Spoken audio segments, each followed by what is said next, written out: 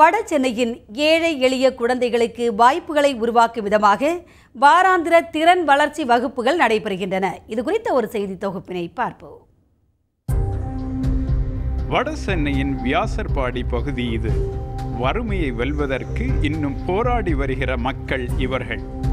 இந்த குழந்தைகள் நளினமாக நடனமாடுவதை பாருங்கள். இந்த குழந்தைகளில் பெரும்பாலானோர் அரசு பள்ளிகளில்தான் படிக்கிறார்கள். இவர்களுக்கு பள்ளி படிப்பை தாண்டிய திறன் பயிற்சிகள் கிடைப்பதே மிகவும் அபூர்வம்தான்.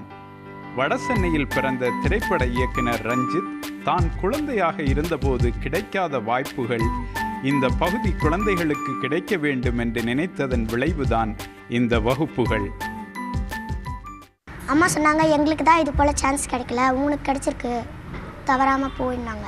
இங்கே வந்ததுனால எல்லாம் நல்லா ஃப்ரெண்ட்லியாக பழகுறாங்க. எனக்கு நிறைய புது ஃப்ரெண்டுங்களாம் கிடச்சிருக்காங்க. இங்கெல்லாம் நல்லா ஜாலியாக இருக்குது, சொல்லித்தராங்க, நல்லா சூப்பராக சொல்லித்தராங்க, கற்றுக்கிறதுக்கு ஆர்வமாக இருக்குது. குழந்தைகளின் முழுமையான ஆளுமை வளர்ச்சி என்பது பல்வேறு திறன்களில் பரிச்சயம் ஏற்படும் போதுதான் வெளிப்படும். ஓவியம் வரைதல், நடித்து காட்டுதல், தற்காப்பு கலை, நடனம் என்று பல திறமைகளில் வழங்கப்படும் பயிற்சி இந்த குழந்தைகளுக்கு கல்வி அறிவின் மீதான நாட்டத்தை அதிகப்படுத்துகிறது.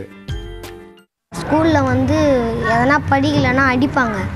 இங்கே அந்த மாதிரிலாம் அடிக்க மாட்டாங்க. நல்லா சாதுவாக பேசி சொல்கிறாங்க. இந்த மாதிரி பண்ணக்கூடாது, யாருன்னா பெரிய ஆள் வந்தாங்கன்னா அவங்கக்கிட்ட ஒழுக்கமாக பேசணும், அது மாதிரி சொல்லி கொடுத்துக்கிறாங்க.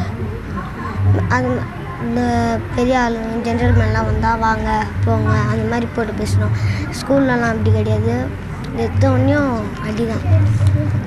வாயெல்லாம் சாதுவாக சொல்ல மாட்டாங்க, அடிச்சிருவாங்க. ஸ்கூலில் மிஸ்ஸாக இருந்தாலும் சரி, சாராக இருந்தாலும் சரி, ஸ்கூலில் அடிச்சிருவாங்க. வட சென்னையில் ஏழை எளிய பின்னணியிலிருந்து வரும் குழந்தைகள் படிப்பை பாதியில் விடுவது, சிறு வயதிலேயே வேலைக்கு போவது போன்ற பிரச்சனைகள் காணப்படுகின்றன. இது போன்ற திறன் பயிற்சி வாய்ப்புகள் மேலும் அதிகமாகும் போது கல்வியின் மீதான விருப்பமும் வளர்ச்சிக்கான சாத்தியமும் வலுப்படும்.